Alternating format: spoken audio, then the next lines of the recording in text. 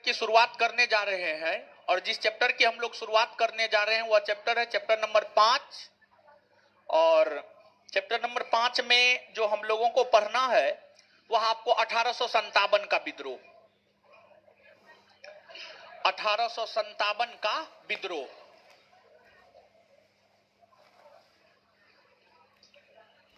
देखिए, जो 1857 का विद्रोह है, 1857 के विद्रोह को अगर हम लोग देखें तो 1857 का विद्रोह तो तत्काल कोई प्रभाव नहीं डाल सका, लेकिन इस विद्रोह ने एक बहुत बड़ा प्रभाव डाला। और इस विद्रोह की अगर हम लोग बात करें तो इस विद्रोह ने जहां भारत के लोगों को एक सूत्र में बांधने का काम किया, इस विद्रोह ने भारत के लोगों के मन से थोड़ा बहुत भय को खत्म किया। अंग्रेजों को लेकर भारत के लोगों के मन में जो भय था उसको इस विद्रोह ने थोड़ा बहुत खत्म किया। खत्म तो नहीं किया, लेकिन थोड़ा बहुत जो है खत्म निश्चित तौर पर किया। तो जो 1857 का विद्रोह है, इस विद्रोह की अगर हम लोग बात करें तो इसको जो है मूलतः हम लोग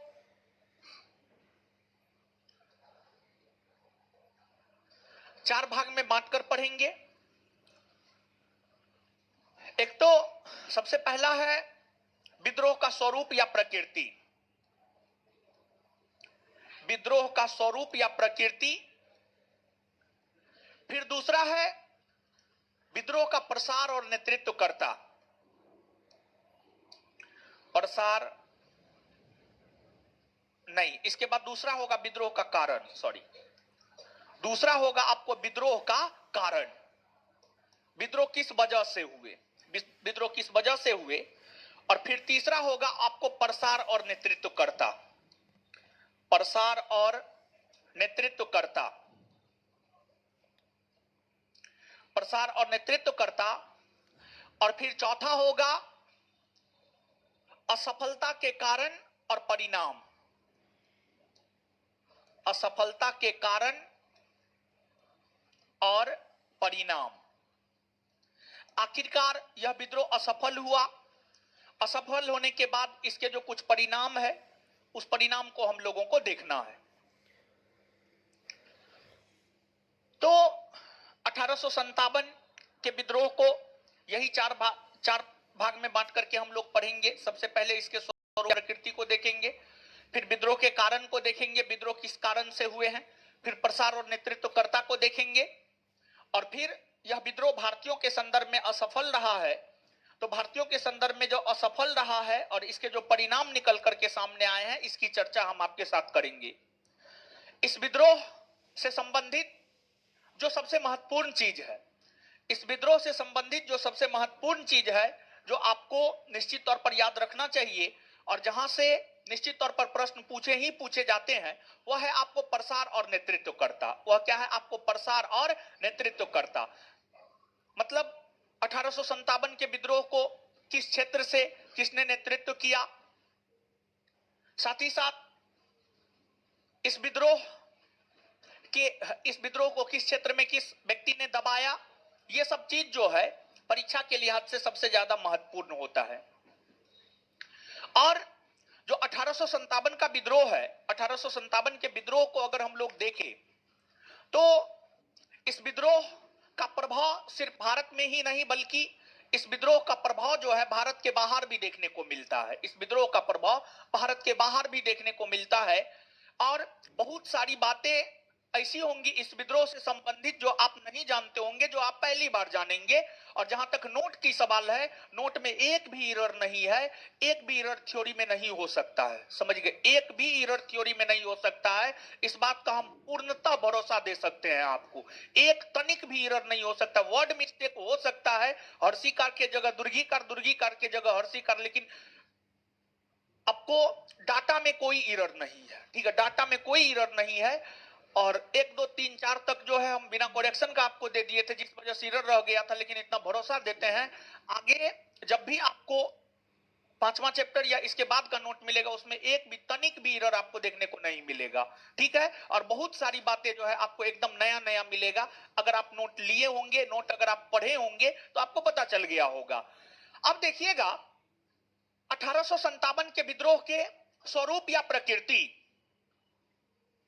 1857 के विद्रोह के स्वरूप या प्रकृति, आखिरकार ये कैसा विद्रोह था? ये सिपाही विद्रोह था, ये भारत का स्वतंत्रता आंदोलन था, ये राष्ट्रीय विद्रोह था, ये सिपाही विद्रोह था, या अन्य क्या था, नहीं था? इसको लेकर के जो है विद्वानों के बीच मतभेद है, विद्वानों के बीच विवाद है। कोई इसे सिपाही विद्रोह कहता है, कोई इसे राष्ट्रवादी आंदोलन कहता है, कोई इसे स्वतंत्रता आंदोलन कहता है, कोई इसे स्वतंत्रता आंदोलन कहता है। तो जो 1857 के विद्रोह का स्वरूप या प्रकृति है, इसके स्वरूप या प्रकृति को लेकर जो है विद्वानों के बीच विवाद है। अब 2 4 5 10 विद्वान का जो स्टेटमेंट है, इस विद्रोह के संदर्भ में उस स्टेटमेंट को समझ बूझ करके जो है हम लोगों को याद कर लेना है। इसके बाद इस विद्रोह के कारण की जब आप तहकीकात करेंगे तो आपको यह पता चलेगा कि इस विद्रोह के कुछ सामाजिक कारण थे, कुछ राजनीतिक कारण थे, कुछ धार्मिक कारण थे, कुछ आर्थिक कारण थे, समझिए कुछ आर्थिक कारण थे, तो तमाम कारण थे, और साथ ही साथ सैन्य कारण थे, और इसके अलावे जो है आपको तत्कालिक कारण थे। तत्कालिक कारण थे तो सामाजिक, आर्थिक, राजनीतिक, धार्मिक, सैन्य कारण और तत्कालिक कारण, सबकी चर्चा हम आपके साथ करेंगे। इसके बाद इस विद्रोह के प्रसार को जब आप देखेंगे तो आपको यह पता चलेगा कि इस विद्रोह का जो प्रसार है पूरे भारतवर्ष में नहीं हुआ है। भारत का जो मध्य भाग है, भारत का जो मध्य भाग है, और भारत का जो थोड़ा बहुत पश्चिमी भाग है, और भारत का जो थोड़ा बहुत पूर्वी भाग है, बस इतना दूर ही यह विद्रोह प्रसारित रहा है। अदरवाइज अगर आप दक्षिण भारत को देखेंगे तो दक्षिण भारत इस विद्रोह से पूर्णतः अछूता रहा था। दक्षिण भारत पूर्णतः इस विद्रोह से अछूता रहा था। और अगर राज्यों के संदर्भ में हम लोग देखें तो राज्यों के संदर्भ में यह विद्रोह सबसे ज्यादा प्रभावित जिस राज्य को किया था उस राज्य का नाम था उत्तर प्रदेश। यह विद्रोह सबसे ज्यादा प्रभावित जिस राज्य को किया था उस राज्य का क्या नाम था? आपको उत्तर प्रदेश। और अगर बिहार की हम लोग बात करें तो बिहार भी इस विद्रोह से अछूता नहीं रहा था। बिहार भी इस विद्रोह से अछूता नहीं रहा था, लेकिन बिहार का भी पूरा का पूरा बिहार अगर आप देखेंगे तो पूरा का पूरा बिहार जो है इस विद्रोह से प्रभावित नहीं हुआ था। बिहार के कुछ क्षेत्र जैसे आपको दानापुर हो गया, जगदीशपुर हो गया, पटना हो गया, मुजफ्फरपुर हो गया, ये तमाम क्षेत्र जो है इस विद्रोह से प्रभावित रहा था, और क्षेत्र जो है इस विद्रोह से बहुत ज्यादा प्रभावित आपको नहीं रहा था। फिर आपको अलग अलग क्षेत्रों में इस विद्रोह का नेतृत्व अलग अलग राजनेताओं ने प्रदान किया था। इसके बाद जो है अलग अलग सेनापतियों ने इस विद्रोह को अलग अलग क्षेत्र में दबाने का काम किया। इसके बाद यह विद्रोह भारत के संदर्भ में असफल इसलिए रहा क्योंकि भारत की बात की जाए तो भारत के लोगों ने इस विद्रोह को लेकर जो अपना लक्ष्य निर्धारित किया था उस लक्ष्य को भारत के राजनेता पूरा नहीं कर पाए थे। यही कारण है कि यह विद्रोह असफल रहा, और इसके परिणाम स्वरूप कई सारी घटनाएं घटित हुई है। तो इसके परिणाम स्वरूप जो कई सारी घटनाएं घटित हुई है उसकी चर्चा हम आपके साथ करेंगे। तो मूलतः यही 3 4 5 भाग में बांटकर जो है 1857 के विद्रोह को हम लोगों को पढ़ना है। अब समझिएगा कुछ बातें। 1857 का जो विद्रोह था और इसके जो नेता थे, 1857 के विद्रोह के नेता कौन थे? रानी लक्ष्मीबाई, बेगम हजरत महल, नाना साहब, जगदीशपुर के राजा कुंवर सिंह, ये सभी जो है इस विद्रोह के नेता थे। और इस विद्रोह के जो ये तमाम नेता थे, इन नेताओं का अपना अलग अलग स्वार्थ छिपा हुआ था, सबका अपना स्वार्थ छिपा हुआ था। और आप इस बात को दिमाग में बैठा ले कि कोई भी निस्वार्थ की भावना से इस विद्रोह में भाग नहीं लिया था। निस्वार्थ की भावना से जो है कोई भी राजनेता इस विद्रोह में भाग नहीं लिया था, चाहे वो रानी लक्ष्मीबाई हो, चाहे वीर कुंवर सिंह हो। वीर कुंवर सिंह की जमींदारी छीन गई थी, इसलिए वीर कुंवर सिंह 1857 के विद्रोह में भाग लिया। नाना साहब को अंग्रेजों ने पेंशन देना बंद कर दिया था, इसलिए नाना साहब ने 1857 के विद्रोह में भाग लिया। बेगम हजरत महल जो कि लखनऊ के बेगम थी, उनसे अवध और लखनऊ का क्षेत्र छीन लिया गया था, इसलिए वो 1857 के विद्रोह में भाग ली। झांसी की रानी लक्ष्मीबाई इसलिए विद्रोह में भाग ली क्योंकि उनसे झांसी का क्षेत्र छीन लिया गया था, क्योंकि उनसे झांसी का क्षेत्र छीन लिया गया था। यानी कुल मिलाकर के 1857 के विद्रोह को आप देखेंगे तो 1857 के विद्रोह के नेताओं का अपना अलग अलग लक्ष्य था। किसी को पेंशन प्राप्त करना था, तो किसी को झांसी प्राप्त करना था, तो किसी को लखनऊ प्राप्त करना था, तो किसी को जमींदारी प्राप्त करनी थी। तो 1857 के विद्रोह के जो नेता थे उनका अपना अलग अलग लक्ष्य था, उनका अपना अलग अलग लक्ष्य था। किसी भी नेता का लक्ष्य एक नहीं था, जो इस विद्रोह की असफलता का सबसे बड़ा कारण बना, इस विद्रोह की असफलता का सबसे बड़ा कारण बना। ऐसे इस विद्रोह की असफलता के कई सारे और भी कारण है, तो उन कारणों की चर्चा जो है आगे हम आपके साथ करेंगे। लेकिन आप इस बात को ध्यान में रखेंगे हमेशा के लिए कि 1857 के विद्रोह के जो भी राजनेता थे उनका अपना अपना स्वार्थ छिपा हुआ था, उनका अपना अपना स्वार्थ छिपा हुआ था, हर किसी का अपना लोभ था। इसी वजह से 1857 के विद्रोह में जो है अलग अलग क्षेत्र से अलग अलग लोगों ने जो है पार्टिसिपेट किया, या अलग अलग लोगों ने जो है आपको भाग लिया, अलग अलग लोगों ने भाग लिया। अब देखिएगा, इस विद्रोह से संबंधित कुछ महत्वपूर्ण तथ्य है जो कि आपको सीधे तौर पर और निश्चित तौर पर याद रखना चाहिए। तो 1857 के विद्रोह से संबंधित जो कुछ महत्वपूर्ण तथ्य है, सबसे पहले हम उसी की चर्चा कर देते हैं और इन चीजों पर हम आपके साथ आएंगे। लेकिन उससे पहले 1857 के विद्रोह से संबंधित जो कुछ अन्य महत्वपूर्ण तथ्य है, जैसे 1857 के विद्रोह का जो प्रतीक चिन्ह था, 1857 के विद्रोह का जो प्रतीक चिन्ह था वह था आपको रोटी और कमल का फूल। रोटी और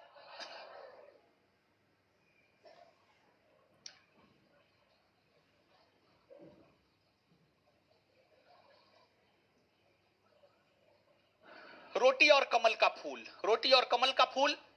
और इस विद्रोह का प्रतीक चिन्ह रोटी और कमल का फूल जिस व्यक्ति ने घोषित किया था उसका नाम था गुरुदास बाबा। गुरुदास बाबा, गुरुदास बाबा। ये गुरुदास बाबा कौन थे? तो गुरुदास बाबा के विषय में कहा जाता है कि 1857 के विद्रोह के एक नेता थे जिन्होंने कानपुर के क्षेत्र से 1857 के विद्रोह को नेतृत्व प्रदान किया था। उनका नाम था नाना साहब। नाना साहब, नाना साहब, नाना साहब के ही गुरु थे, नाना साहब के ही गुरु थे गुरुदास बाबा। और गुरुदास बाबा ने ही 1857 के विद्रोह का प्रतीक चिन्ह रोटी और कमल को निर्धारित किया, रोटी और कमल को निर्धारित किया। इसके बाद 1857 के विद्रोह की अगर हम लोग बात करें तो इसमें महिला की भी भागीदारी रही है। महिला की भी भागीदारी इस विद्रोह के अंतर्गत जो है आपको रही है, और यह प्रथम विद्रोह है जिसमें महिलाओं की भागीदारी रही है। कई सारी महिलाओं ने, महिला दासताओं ने 1857 के विद्रोह में भाग लेने का काम की। जैसे महिलाओं में नाम ले लीजिए ना, लक्ष्मीबाई हो गई, अजीजन बाई हो गई, महावीरी देवी हो गई। ये तमाम महिलाएं थी जो 1857 के विद्रोह में जो है आपको पार्टिसिपेट की थी, अर्थात जो है आपको भाग ली थी। तो इस विद्रोह में महिलाओं की भी सक्रिय भागीदारी रही, महिलाओं की भी सक्रिय भागीदारी रही। इसके बाद इस विद्रोह के समय भारत की राजनीतिक स्थिति क्या थी, मतलब भारत के वायसराय कौन थे, भारत के बादशाह कौन थे, ये सब चीज भी जो है आपको याद रखना चाहिए। भारत के सेनापति कौन थे, ब्रिटेन के प्रधानमंत्री कौन थे, विरोधी दल के नेता कौन थे, ये भी 4-5 फैक्ट है जो कि आपको निश्चित तौर पर याद रखना चाहिए। तो जब 1857 का विद्रोह हुआ था तो उस समय भारत के भीतर ब्रिटिश ईस्ट इंडिया कंपनी का शासन था, ब्रिटिश ईस्ट इंडिया कंपनी का शासन था।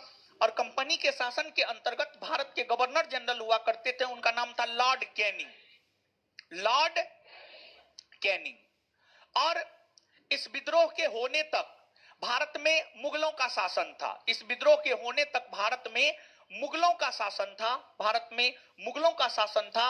और उस समय अगर हम लोग मुगल बादशाह की बात करें तो उस समय मुगल बादशाह हुआ करते थे बहादुर शाह जफर या बहादुर शाह द्वितीय। बहादुर शाह जफर या बहादुर शाह द्वितीय, बहादुर शाह जफर या बहादुर शाह द्वितीय हुआ करते थे। वही इस समय अगर बात की जाए ब्रिटेन की, तो इस समय ब्रिटेन के प्रधानमंत्री हुआ करते थे, ब्रिटेन के प्राइम मिनिस्टर हुआ करते थे लॉर्ड विंस्काउट पामस्टर्न। लॉर्ड विंस्काउट पामस्टर्न हुआ करते थे। तो इसको एक लाइन में हम लोग कह सकते हैं पामस्टर्न ब्रिटेन के प्रधानमंत्री हुआ करते थे। इसके बाद इस समय विरोधी दल के नेता ब्रिटेन में हुआ करते थे डिजरेली। विरोधी दल के नेता कौन हुआ करते थे? डिजरेली। विरोधी दल के नेता जो है आपको कौन हुआ करते थे? डिजरेली। डिजरेली उस समय ब्रिटेन के भीतर विरोधी दल के नेता हुआ करते थे। जैसे वर्तमान में भारत के भीतर विरोधी दल के नेता जो है आपको कौन है? मल्लिकार्जुन खड़गे। मल्लिकार्जुन खड़गे। उसी प्रकार से 1857 के विद्रोह के समय जो विरोधी दल के नेता ब्रिटेन के भीतर हुआ करते थे उनका क्या नाम था आपको? डिजरेली। और इस समय यानी 1857 के विद्रोह के समय अगर हम लोग देखें तो इस विद्रोह के समय जो है, जब विद्रोह की शुरुआत हुई थी तो उस समय ब्रिटिश सेना के सेनापति हुआ करते थे, उनका नाम था जॉर्ज एनिसन। सेनापति हुआ करते थे, उनका नाम था जॉर्ज एनिसन, या कहीं कहीं एचिसन भी लिखा रहता है। जॉर्ज एनिसन हुआ करते थे। लेकिन विद्रोह की शुरुआत के कुछ ही दिनों के बाद जॉर्ज एनिसन का मृत्यु हो गया। और जॉर्ज एनिसन के मृत्यु होने के बाद जो अगले ब्रिटिश सेनापति बनकर आए थे उनका नाम था कैंपबेल। अगले ब्रिटिश सेनापति बनकर आए थे उनका क्या नाम था? कैंपबेल। तो 1857 के विद्रोह के समय जो ब्रिटिश सेनापति थे, देखिए ध्यान दीजिएगा, जब इस विद्रोह की शुरुआत हुई थी तो उस समय ब्रिटिश सेनापति थे जॉर्ज एनिसन। लेकिन कुछ ही दिनों के बाद जॉर्ज एनिसन का निधन हो गया। और जब जॉर्ज एनिसन का निधन हो गया तो अगला ब्रिटिश सेनापति बनकर आया था, उसका नाम था आपको कैंपबेल। यही आपको 1857 के विद्रोह के दौरान ब्रिटिश सेनापति था। इसी वजह से जब आप पढ़ेंगे तो आप इस बात को पाएंगे कि अधिकतर क्षेत्र में 1857 के विद्रोह को दबाने का काम, अधिकतर क्षेत्र में 1857 के विद्रोह को दबाने का काम जिस विद्वान ने किया है उसका नाम है आपको कैंपबेल। जैसे कि लखनऊ के क्षेत्र में हो गया, कानपुर के क्षेत्र में हो गया, तो ये सब तमाम क्षेत्र में इस विद्रोह को जो है आपको कैंपबेल ने दबाया था। और कैंपबेल ने इस विद्रोह को इसलिए दबाया क्योंकि इस विद्रोह के समय ब्रिटिश सेनापति के मुख्य जो हुआ करते थे, जो मुखिया हुआ करते थे, वे कौन थे आपको? कैंपबेल। कौन थे? कैंपबेल थे। तो ये तमाम प्रकार की बातें हैं जो कि आपको निश्चित तौर पर जो है याद रखना चाहिए। और इसके बाद इस विद्रोह की अगर हम लोग बात करें तो इस विद्रोह को जो है एक ब्रिटेन का समाचार पत्र था, उसका नाम था लंदन टाइम्स या the times of India. London times, the times of India, कोई एक समाचार पत्र था जो इस विद्रोह को जो है बखूबी कवर किया था। समझ गए? बखूबी कवर किया था, यानी कहने का मतलब यह है कि दिन प्रतिदिन के हिसाब से जो है इस विद्रोह को कवर किया था। समझ गए? तो ये सब तमाम फैक्ट है जिस फैक्ट को हम लोगों को याद रखना है। समझ गए? तो यहां पर ये जो तमाम फैक्ट है, इस फैक्ट को हम लोग याद कर लेते हैं, फिर हम लोग आगे बढ़ जाएंगे। ठीक है? तो 1857 के विद्रोह की अगर हम लोग बात करें तो 1857 के विद्रोह का प्रतीक चिन्ह क्या है? क्या है? रोटी और अच्छा, इस विद्रोह का प्रतीक चिन्ह रोटी और कमल के फूल को निर्धारित किसने किया था? किसने किया था? किसने किया था? अच्छा, नाना साहब के गुरु कौन थे? नाना साहब के गुरु। महिलाओं ने इसमें भाग ली थी? भाग ली थी। अच्छा, उस समय जब 1857 का विद्रोह हुआ था उस समय भारत में ब्रिटिश क्राउन या ब्रिटिश ताज का शासन था या ब्रिटिश ईस्ट इंडिया कंपनी का शासन था? ब्रिटिश ईस्ट इंडिया किसका शासन था? ब्रिटिश ईस्ट इंडिया कंपनी का शासन था। उस समय भारत के गवर्नर जनरल कौन थे? भारत के गवर्नर जनरल, भारत के गवर्नर जनरल मुगल बादशाह। मुगल बादशाह, मुगल बादशाह। उस समय प्रधानमंत्री कौन थे? प्रधानमंत्री कौन थे? प्रधानमंत्री कौन थे? ब्रिटेन में विरोधी दल का नेता, ब्रिटेन में विरोधी दल का नेता, ब्रिटेन में विरोधी दल का नेता। जब विद्रोह की शुरुआत हुई थी उस समय ब्रिटिश सेनापति, उस समय ब्रिटिश सेनापति, लेकिन इनके निधन होने के बाद जो है ब्रिटिश सेनापति कौन बनकर आए थे? Campbell, Campbell. और देखिए ध्यान दीजिएगा, इस विद्रोह की अगर हम लोग बात करें, 1857 के विद्रोह की अगर हम लोग बात करें, तो इस विद्रोह का जो साजिश हुआ था, इस विद्रोह को लेकर जो साजिश रचा गया था, साजिश जो है भारत के भीतर भी रचा गया था और भारत के बाहर भी रचा गया था। भारत के भीतर भी इसका साजिश रचा गया था और भारत के बाहर भी इसका साजिश रचा गया था। भारत के भीतर जिन लोगों ने इस विद्रोह को लेकर साजिश रचा था, उसमें मुख्य तौर पर नाम आता है नाना साहब का, मुख्य तौर पर नाम आता है नाना साहब का, बेगम हजरत महल का, रानी लक्ष्मीबाई का, बहादुर शाह जफर का, बहादुर शाह जफर का। इन लोगों का नाम इस संदर्भ में आता है कि इन लोगों ने 1857 के विद्रोह, 1857 के विद्रोह को लेकर साजिश रचने का काम जो है भारत के भीतर किया था, भारत के भीतर किया था। भारत के भीतर 1857 के विद्रोह को लेकर साजिश रचने का काम जो है नाना साहब हो गए, बेगम हजरत महल हो गई, झांसी की रानी लक्ष्मीबाई हो गई, ये सभी लोगों ने जो है आपको साजिश रचने का काम किया था। वही अगर भारत के बाहर हम लोग देखें तो भारत के बाहर जिस व्यक्ति ने इस विद्रोह को करने का साजिश रचा था उसका नाम था अजीमुल्ला, उनका नाम था अजीमुल्ला, उनका क्या नाम था? अजीमुल्ला। और अगर हम लोग अजीमुल्ला की बात करें तो जो अजीमुल्ला था, अजीमुल्ला नाना साहब के सचिव थे, नाना साहब के सलाहकार थे, नाना साहब के सलाहकार थे। नाना साहब की पेंशन की पैरवी के लिए वो लंदन गया हुआ था, नाना साहब के पेंशन की पैरवी के लिए लंदन गया हुआ था। और लंदन में जब ब्रिटिशों ने नाना साहब को पेंशन देने से इनकार कर दिया तो लंदन में ही रहते हुए जो है अजीमुल्ला ने, लंदन में ही रहते हुए अजीमुल्ला ने जो है षड्यंत्र रचा था, लंदन में ही रहते हुए अजीमुल्ला ने षड्यंत्र रचा था। तो भारत के भीतर किसने षड्यंत्र इस विद्रोह को लेकर रचा, भारत के बाहर किसने षड्यंत्र इस विद्रोह को लेकर रचा? जानकारी के लिए हम आपको बता दिए हैं, लेकिन परीक्षा के लिहाज से ये सब महत्वपूर्ण है नहीं, समझे? परीक्षा के लिहाज से ये बात महत्वपूर्ण है नहीं, बस जानकारी के लिए जो है आपको मालूम होना चाहिए था। अब आइएगा, हमने जो 4 भागों में बांटा है, स्वरूप और प्रकृति को देखेंगे, कारण को देखेंगे, प्रसार और नेतृत्वकर्ता को देखेंगे और असफलता के कारण को देखेंगे। तो सबसे पहले हम आपके साथ चर्चा करते हैं स्वरूप और प्रकृति की, समझिए, स्वरूप और प्रकृति की चर्चा करेंगे, फिर जो है कारण की चर्चा करेंगे, फिर हम लोग आगे बढ़ेंगे। देखिए, जहां तक भारतीय विद्वानों की राय है, भारतीय विद्वानों की क्या राय है 1857 के विद्रोह को लेकर? 2 स्टेटमेंट, सबसे पहले वही 2 स्टेटमेंट हम आपको बताते हैं जो कई दफा, कई बार, कई परीक्षा में पूछा गया है।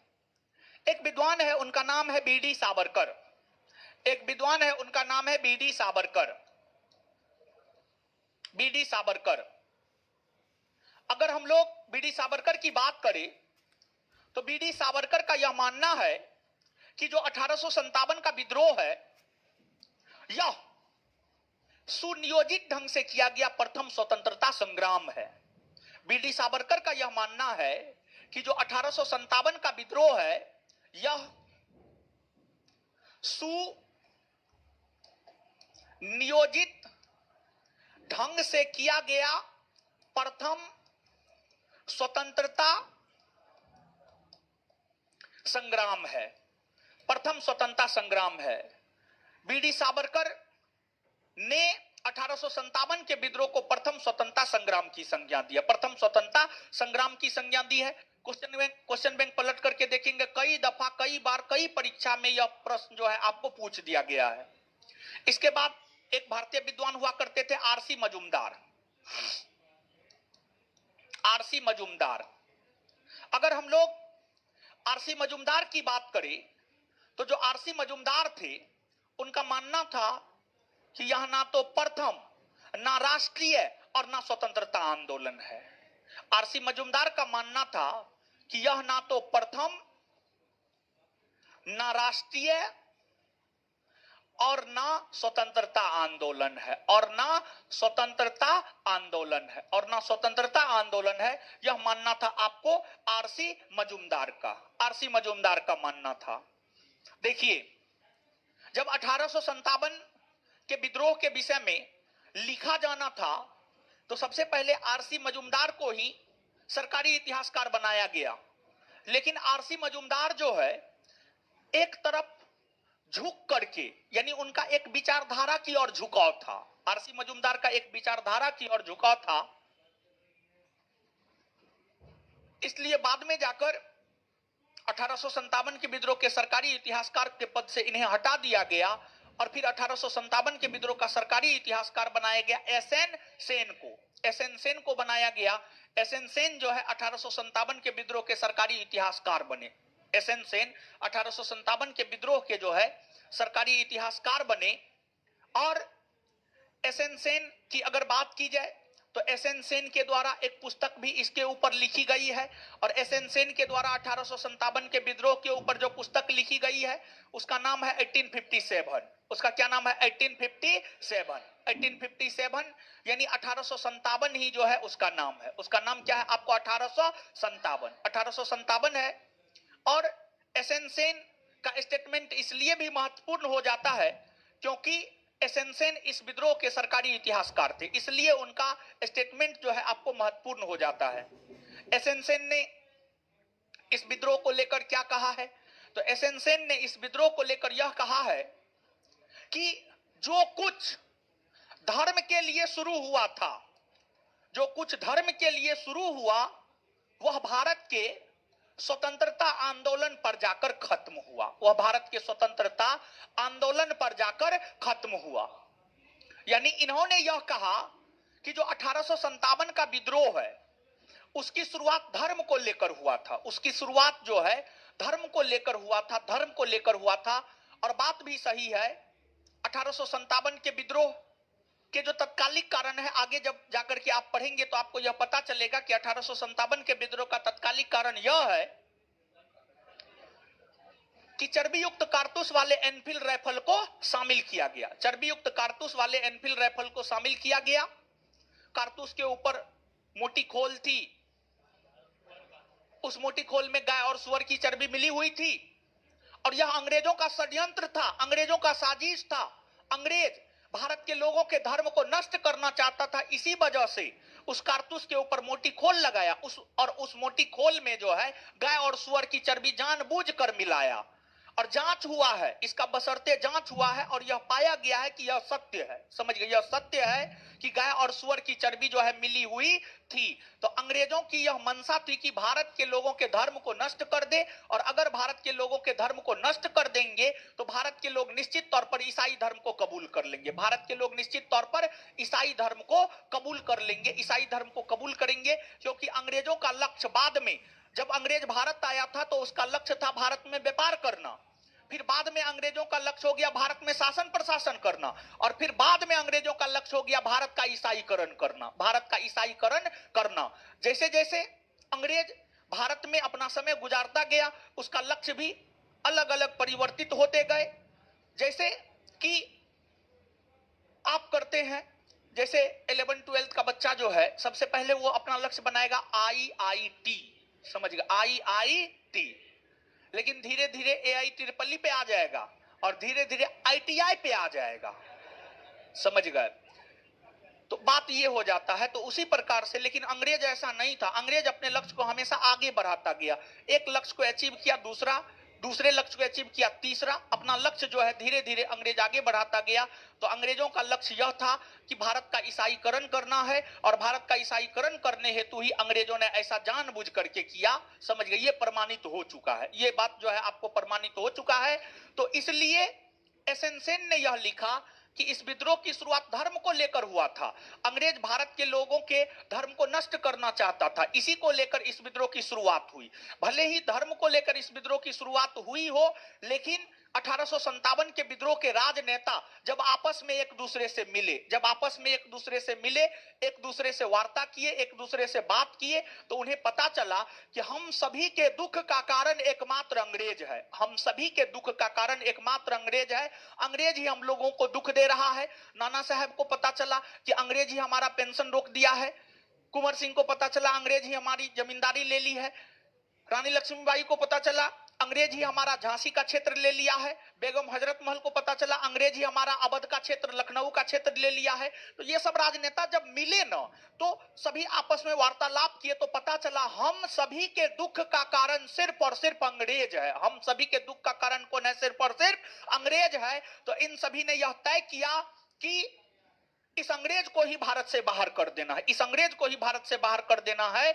और अगर 1857 के विद्रोह को स्वतंत्रता आंदोलन का स्वरूप किसी ने प्रदान किया है, किसी राजनेता ने प्रदान किया है, तो उस राजनेता का नाम है वीर कुंवर सिंह। वीर कुंवर सिंह, देखिए 1857 के विद्रोह के राजनेताओं में वीर कुंवर सिंह ही अपने क्षेत्र पर पूर्णतः कब्जा कर लिया। और वीर कुंवर सिंह जब अपने क्षेत्र पर पूर्णतः कब्जा कर लिया, वहां पर अपना शासन प्रशासन करने लगा, तो वीर कुंवर सिंह बिहार से निकलकर उत्तर प्रदेश गए और उत्तर प्रदेश के 1857 के विद्रोह के नेताओं से मिले और नेताओं से मिलकर इसको एक राष्ट्रीय स्वरूप प्रदान करने का काम बिहार के राजनेता जो है आपको वीर कुंवर सिंह ने किया था, वीर कुंवर सिंह ने किया था। तो इसे स्वतंत्रता आंदोलन का रूप अगर किसी ने दिया है तो उसका नाम है आपको वीर कुंवर सिंह।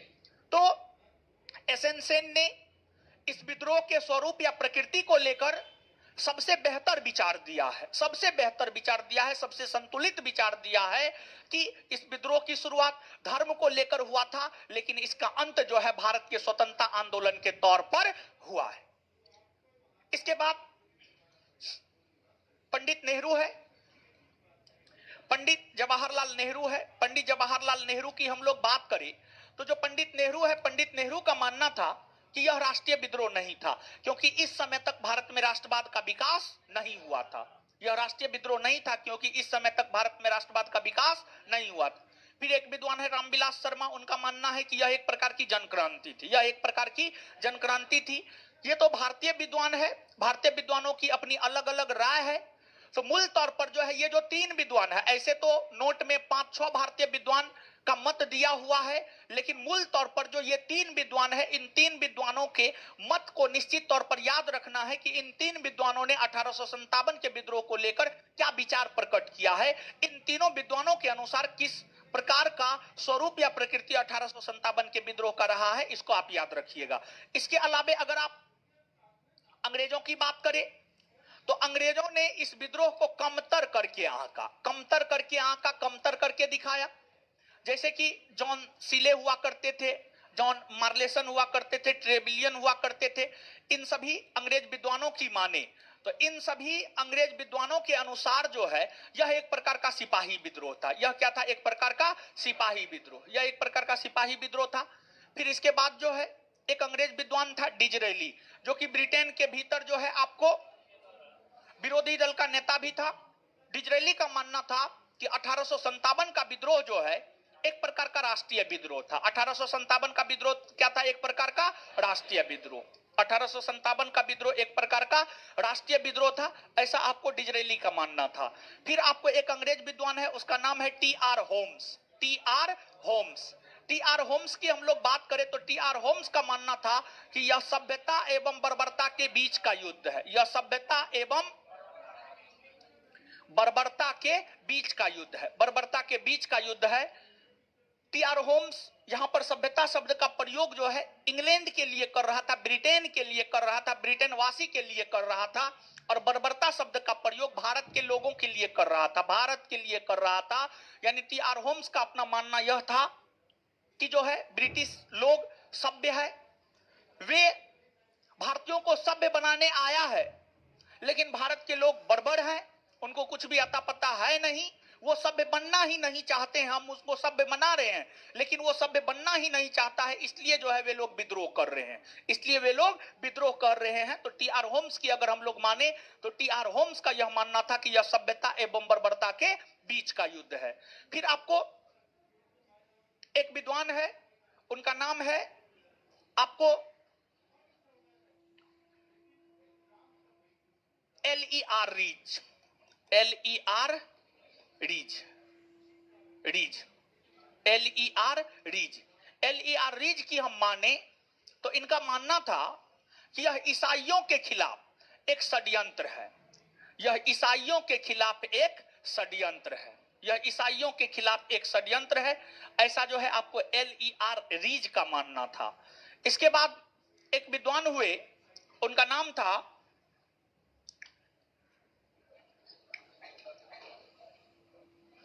William Taylor. समझ गया, विलियम टेलर।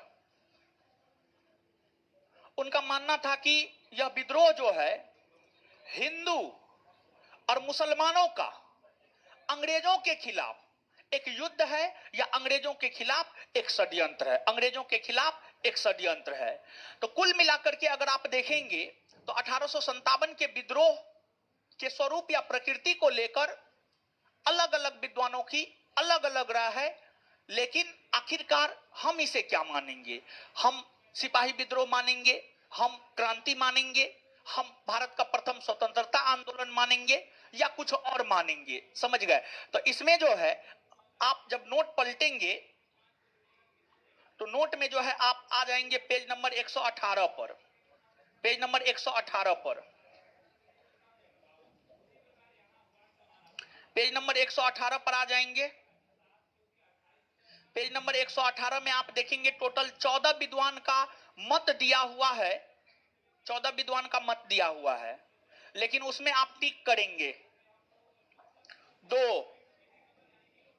2, 3, 4, 5, 6, 7,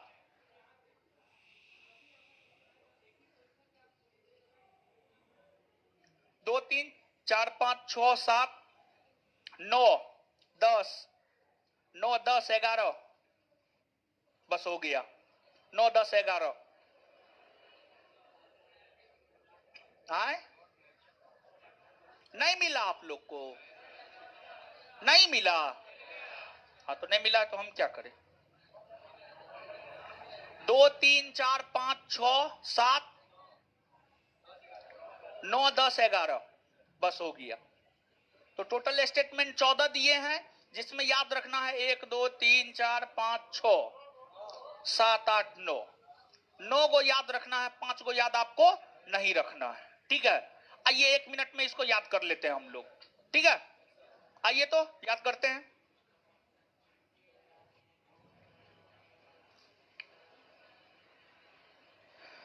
कट्टरपंथियों द्वारा ईसाइयों के विरुद्ध युद्ध है। LER, कट्टरपंथियों द्वारा ईसाइयों के विरुद्ध युद्ध है। LER, सभ्यता एवं बर्बरता के बीच संघर्ष है।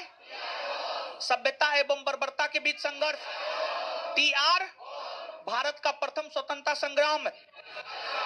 भारत का प्रथम स्वतंत्रता संग्राम जो कुछ धर्म के रूप में शुरू हुआ, स्वतंत्रता संघर्ष के रूप में समाप्त हुआ।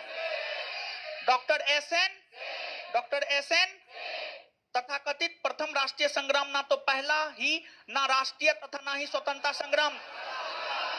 RC, यह एक राष्ट्रीय विद्रोह है।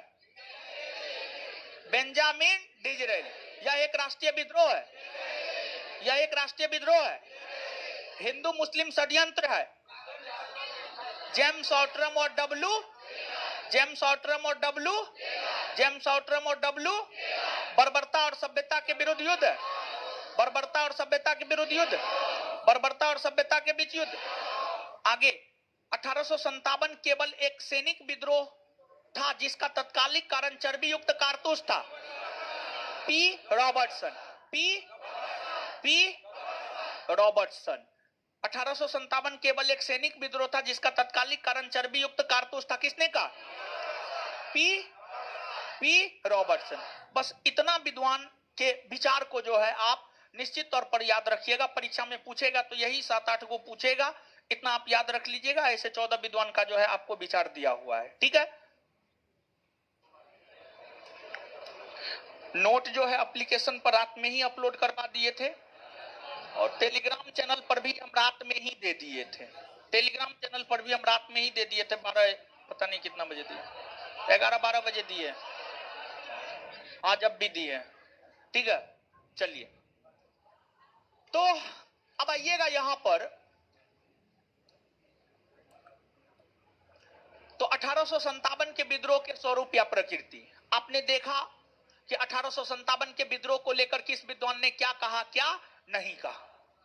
अब जो है हम लोग 1857 के विद्रोह के कारण को देखेंगे, 1857 के विद्रोह के कारण को देखेंगे कि 1857 के विद्रोह के कारण क्या थे।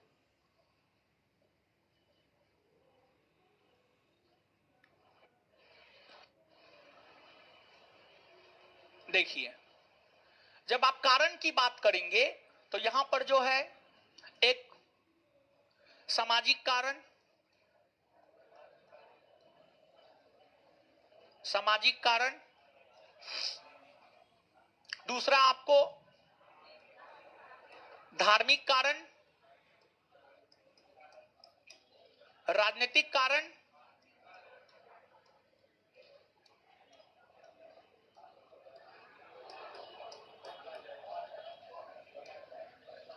आर्थिक कारण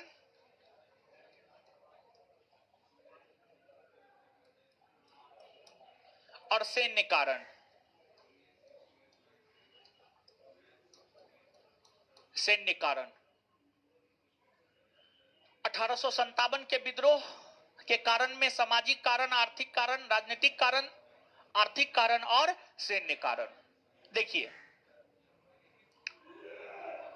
ये जो कारण है, ये कारण कोई महत्वपूर्ण है नहीं। इसमें महत्वपूर्ण सिर्फ और सिर्फ अगर है तो वह है आपको तत्कालिक कारण, तत्कालिक कारण। लेकिन चर्चा हम लोग सामाजिक, आर्थिक, राजनीतिक, धार्मिक हर कारणों की चर्चा हम आपके साथ करेंगे। तो सामाजिक कारण, सामाजिक कारण कौन कौन से थे? देखिए, ध्यान दीजिएगा। क्या हो रहा है जी? क्या हो रहा है उधर? क्या कर रहे हैं आप लोग? है? अरे ताला मार दीजिए, ये लोग को प्यासे लगता है। ताला मार दीजिए, रहेगा क्लासरूम से बाहर। ताला मारिए उसमें।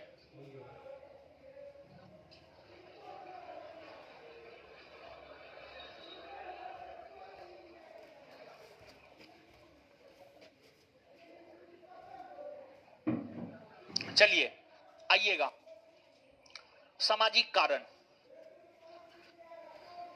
देखिए, जो भारतीय समाज था, भारतीय समाज में कई प्रकार की कुरीतियां फैली हुई थी। भारतीय समाज में जो कई प्रकार की कुरीतियां फैली हुई थी, उन कुरीतियों को दूर करने का प्रयास अंग्रेजों ने किया, जो कि एक सकारात्मक कदम था। लेकिन भारत के लोग, भारत के वे लोग जो रूढ़िवादी थे, जो पुराने विचार के थे, भारत के वे लोग जो रूढ़िवादी थे, जो पुराने विचार के थे, उन लोगों का मानना था कि नहीं, अंग्रेज हमारे धर्म में हस्तक्षेप कर रहा है। वे लोग अंग्रेजों से रुष्ट हुए और फिर यही विद्रोह का कारण बना। जैसे समाज में सती प्रथा का प्रचलन था, सती प्रथा को समाप्त करने का प्रयास लॉर्ड विलियम बेंटिक ने किया, और लॉर्ड विलियम बेंटिक ने किया ही नहीं बल्कि लॉर्ड विलियम बेंटिक ने इसको समाप्त कर दिया। फिर दास प्रथा, फिर नरबली प्रथा, शिशुवध प्रथा, शिशुवध पर प्रतिबंध सर जॉन शोर ने लगाया, दास प्रथा पर लॉर्ड एलेनबरो ने लगाया, नरबली प्रथा पर लॉर्ड हार्डिंग ने लगाया, लॉर्ड हार्डिंग प्रथम ने लगाया।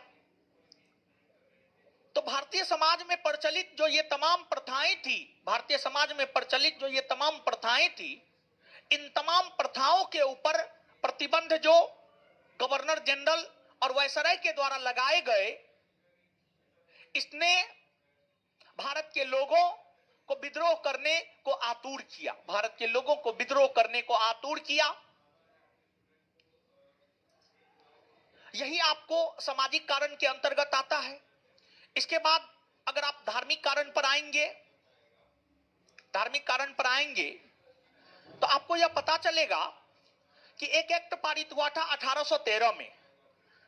1813 का चार्टर एक्ट हम लोग कहते हैं। और जो 1813 का चार्टर एक्ट है, 1813 के चार्टर एक्ट में यह बात कहा गया कि ईसाई मिशनरी को भारत में ईसाई धर्म प्रचार की खुली छूट दी जाती है। ईसाई मिशनरी ईसाई धर्म प्रचारक को कहा जाता था, ईसाई मिशनरी ईसाई धर्म प्रचारक को कहा जाता था। और जो ईसाई मिशनरी थे, ईसाई मिशनरी को भारत में भारत में ईसाई धर्म प्रचार की खुली छूट दी गई। भारत में ईसाई धर्म प्रचार की खुली छूट दी गई। तत्पश्चात ईसाई मिशनरी हर जगह जाकर या जगह जगह जाकर ईसाई धर्म का प्रचार प्रसार करने लगा। इसके बाद भारत में यह कानून था कि अगर कोई हिंदू या मुसलमान ईसाई धर्म को कबूल कर लेता है तो उनके पैतृक संपत्ति में उनका अधिकार छीन लिया जाएगा। उनसे उनके पैतृक संपत्ति में उनका अधिकार छीन लिया जाएगा। उनके पैतृक संपत्ति में उनका कोई अधिकार नहीं रहेगा, कोई अधिकार नहीं रहेगा। एक बार फिर से इस बात को समझिएगा, बड़ी महत्वपूर्ण है। भारत के भीतर यह कानून प्रचलित था कि अगर कोई भारत के रहने वाले हिंदू या मुसलमान ईसाई धर्म को कबूल कर लेता है तो उनके पैतृक संपत्ति में उनका अधिकार नहीं रह जाएगा।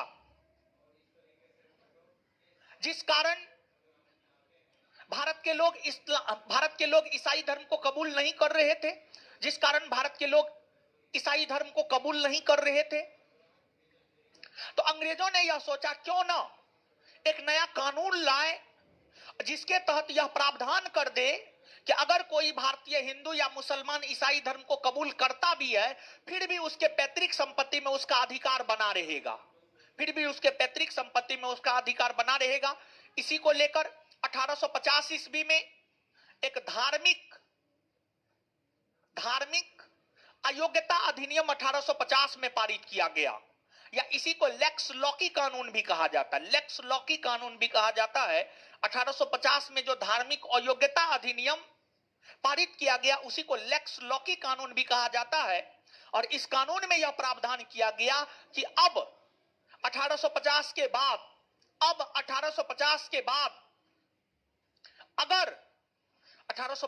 बाद अगर कोई भारतीय हिंदू या मुसलमान ईसाई धर्म को कबूल करता है तब पर भी उसके पैतृक संपत्ति में उसका अधिकार बना रहेगा, उसके पैतृक संपत्ति में उसका अधिकार बना रहेगा।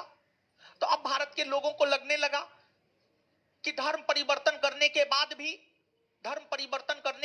भी पैतृक संपत्ति में अधिकार बना रह रहा है, तो क्या दिक्कत है, ईसाई धर्म को कबूल कर लेते हैं। तो भारत के लोगों ने ईसाई धर्म को कबूल करना शुरू कर दिया, जिस वजह से हिंदू धर्म गुरु, इस्लाम धर्म के धर्म गुरु रुष्ट हो गए अंग्रेजों से, और उन लोगों ने अंग्रेजों के खिलाफ आवाज उठाने की बात करना शुरू कर दिया, अंग्रेजों के खिलाफ आवाज उठाने की बात करना शुरू कर दिया। और तब फिर जाकर के 1857 का जो है आपको विद्रोह हुआ। इसके बाद आगे राजनीतिक कारण है। देखिए, राजनीतिक कारण की अगर हम लोग बात करें तो जो बंगाल के प्रथम गवर्नर रॉबर्ट क्लाइव बने हैं, रॉबर्ट क्लाइव से लेकर लॉर्ड कैनिंग तक की नीतियां, रॉबर्ट क्लाइव से लेकर लॉर्ड कैनिंग तक की नीतियां 1857 के विद्रोह के राजनीतिक कारण बने हैं। रॉबर्ट क्लाइव ने बंगाल में द्वैत शासन को लागू किया, जिसने बंगाल में बड़े बड़े अकाल को जन्म दिया, जिस वजह से बंगाल की जनता काफी त्रस्त हो गई, काफी परेशान हो गई। और तब फिर जाकर बंगाल की जनता ने 1857 के विद्रोह की शुरुआत की। 1857 के विद्रोह की शुरुआत ऐसे तो 10 मई 1857 से उत्तर प्रदेश के मेरठ से हुई है, लेकिन इसकी पृष्ठभूमि को तैयार बंगाल ने किया था। 1857 के विद्रोह की पृष्ठभूमि को तैयार बंगाल ने किया था, और बंगाल के सिपाही थे, उनका नाम था मंगल पांडे, जो कि 34वीं नेटिव इन्फेंट्री के सिपाही थे बैरकपुर, लेकिन वे मूलतः रहने वाले थे उत्तर प्रदेश के बलिया के। जो मंगल पांडे थे वे बैरकपुर के अंतर्गत 34वीं नेटिव इन्फेंट्री के सिपाही थे, ये बात सत्य है, लेकिन वे रहने वाले थे उत्तर प्रदेश के बलिया के। तो इस 1857 के विद्रोह का जो पृष्ठभूमि है, अगर आप पृष्ठभूमि को देखेंगे तो वह पृष्ठभूमि तैयार हुआ है आपको कहां? तो पृष्ठभूमि तैयार हुआ है आपको बंगाल में। लेकिन बंगाल इस विद्रोह से बहुत ज्यादा प्रभावित नहीं हुआ है, बंगाल 1857 के विद्रोह से जो है बहुत ज्यादा प्रभावित नहीं रहा है, लेकिन बंगाल के गवर्नर जनरल ने जो नीति अपनाई, रॉबर्ट क्लाइव ने द्वैत शासन लागू किया, वारेन हेस्टिंग्स ने घेरे की नीति अपनाई, लॉर्ड हेस्टिंग्स ने फॉरवर्ड पॉलिसी अपनाई, डलहौजी ने हड़प नीति अपनाई। ये जो तमाम नीतियां थी, इन तमाम नीतियों की अगर हम लोग बात करें तो इन तमाम नीतियों के तहत भारत में ब्रिटिश साम्राज्य का विस्तार किया गया। भारत में ब्रिटिश साम्राज्य का विस्तार किया गया।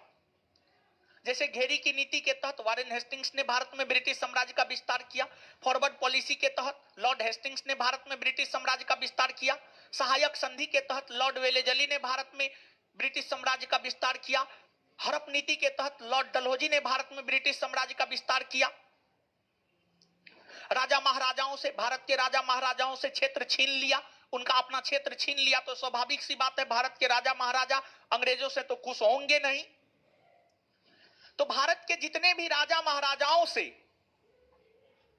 भारत के जितने भी राजा महाराजाओं से उनका क्षेत्र छीना गया था, वे राजा महाराजा आपस में अंग्रेजों को लेकर बात करने लगे थे, अंग्रेजों को लेकर बात करने लगे थे कि अंग्रेजों के खिलाफ हमको कदम उठाना है। और कई देशी रियासतों ने, कहा जाता है कि टोटल 28 देशी रियासत, टोटल 28, 2 पर 8 28 देशी रियासतों ने 1857 के विद्रोह में भाग लिया था, जिसमें 21 देशी रियासत अंग्रेज का साथ दिया था, वही मात्र 7 देशी रियासत भारतीय सैनिकों का साथ दिया था, भारतीय सैनिकों का साथ दिया था। तो डलहौजी की हड़प नीति हो, वेलेजली की सहायक संधि हो, रॉबर्ट क्लाइव की द्वैत शासन प्रणाली हो,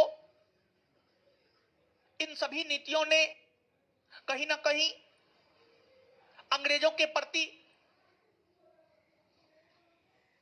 असंतुष्ट की भावना को पैदा किया, और तब फिर जाकर 1857 का विद्रोह हुआ। यह राजनीतिक कारण हो गया। इसके बाद आर्थिक कारण की अगर हम लोग बात करें तो अंग्रेजों ने जो अस्थाई बंदोबस्त, रैयतबारी बंदोबस्त, महालबारी बंदोबस्त, ये जो तमाम बंदोबस्त अंग्रेजों ने लागू किए थे, इन तमाम बंदोबस्तों ने कहीं ना कहीं भारत के किसानों का आर्थिक तौर पर शोषण किया, भारत के किसानों का आर्थिक तौर पर शोषण किया, और भारत के किसान हतोत्साहित हुए, और वे लोग भी एक होकर के अंग्रेजों के खिलाफ आवाज उठाए, और तब जाकर के 1857 का विद्रोह हुआ। इसके बाद अगला सैन्य कारण है। सैन्य कारण के अंतर्गत एक संचित कारण आता है और एक तत्कालिक कारण आता है। संचित कारण की अगर हम लोग बात करें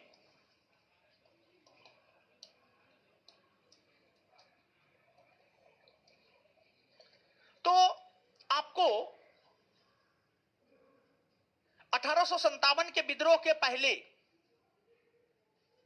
जब आप देखेंगे तो आपको यह पता चलेगा, 1857 के विद्रोह के पहले जब आप देखेंगे तो आपको यह पता चलेगा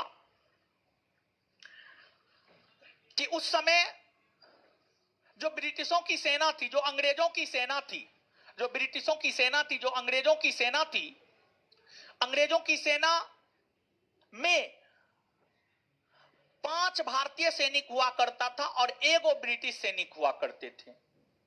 भारतीय और ब्रिटिशों का अनुपात हुआ करता था 5:1, यानी 5 भारतीय सैनिक पर 1 ब्रिटिश सैनिक। लेकिन फिर भी भारतीय सैनिकों को ना तो ज्यादा वेतन दिया जाता था, ना वैसी सुविधा दी जाती थी, ना इज्जत दी जाती थी। भारतीय सैनिकों के साथ दुर्व्यवहार किया जाता था, ना तो उच्च पद दिए जाते थे। यह सब बात भारतीय सैनिकों को अखरने लगा था। हम लोगों की संख्या ज्यादा है, लेकिन फिर भी हम लोगों को ना उचित सम्मान मिल रहा है, ना उचित वेतन मिल रहा है, ना उचित पद मिल रहा है। और अंग्रेज जो भारतीय सैनिकों को पदोन्नति देता था, जो प्रमोशन देता था, वो धर्म के आधार पर प्रमोशन देता था। धर्म के आधार पर जो उच्च जाति के भारतीय सैनिक हुआ करते थे उनको प्रमोशन मिल जाता था, जो निम्न जाति के हुआ करते थे उनको प्रमोशन नहीं मिलता था। तो इससे अंग्रेजों ने भारत के लोगों के बीच जातिवाद का जहर घोल दिया। भारत के लोगों के बीच जातिवाद का जहर घोल दिया। तो ये सब बात भी भारतीय सैनिक सोचने लगे। तो ये जो तमाम चीजें हैं ये संचित कारण के अंतर्गत आता है या सिंचित कारण के अंतर्गत आता है। वही अगर हम लोग तत्कालिक कारण की बात करें तो तत्कालिक कारण यह है, चर्बी युक्त कारतूस वाले एनफील्ड राइफल का शामिल किया जाना। चर्बी युक्त कारतूस वाले एनफील्ड राइफल का शामिल किया जाना। चर्बी युक्त कारतूस वाले एनफील्ड राइफल का शामिल किया जाना। देखिए, ब्रिटिश सेना में ब्राउन बेस नामक राइफल हुआ करता था। ब्राउन बेस नामक राइफल हुआ करता था। इस ब्राउन बेस नामक राइफल को हटा दिया गया। ब्राउन बेस नामक राइफल के स्थान पर एक नया राइफल शामिल किया गया जिसका नाम है एनफील्ड राइफल। क्या नाम है? Enfield rifle. Enfield rifle. Enfield rifle. और एनफील्ड राइफल शामिल किया गया था दिसंबर 1856। दिसंबर 1856 में ब्राउन बेस राइफल को हटाकर एनफील्ड राइफल शामिल किया गया दिसंबर 1856। और एनफील्ड राइफल चलाने का जो प्रशिक्षण दिया जाता था, जो ट्रेनिंग दिया जाता था, अंबाला, दमदम और सियालकोट पाकिस्तान के पेशावर में पड़ता है, दमदम बंगाल में पड़ता है और अंबाला पंजाब में पड़ता है। तो एनफील्ड राइफल चलाने का जो प्रशिक्षण है वह इन्हीं शहरों में जो है आपको दिया जाता था। और आप सभी लोग जानते ही हैं कि एनफील्ड राइफल में जो कारतूस भरना होता था उस कारतूस को पहले मुंह से खोलना होता था और तब जाकर के जो है आपको उस कारतूस को एनफील्ड राइफल में फील किया जाता था या भरा जाता था। तो जो कारतूस था उस कारतूस के ऊपर एक मोटी परत थी और उस मोटी परत में गाय और सुअर की चर्बी मिलाई गई थी। उस मोटी परत में गाय और सुअर की चर्बी मिलाई गई थी। बाद में जब जांच हुआ तो पता चला कि गाय और सुअर की चर्बी सच में मिली हुई थी। गाय और सुअर की चर्बी जो है सच में मिली हुई थी। और एनफील्ड राइफल में भरे जाने वाले कारतूस के ऊपरी खोल में गाय और सुअर की चर्बी मिली हुई थी। इसकी भनक मंगल पांडे को लगी। मंगल पांडे बड़ी स्वाभिमानी व्यक्ति था। उन्होंने सीधे तौर पर यह कहा कि हम इस राइफल का प्रयोग नहीं करेंगे। और जब मंगल पांडे ने एनफील्ड राइफल का प्रयोग में लाने से इनकार कर दिया तो उन पर दबाव बनाया गया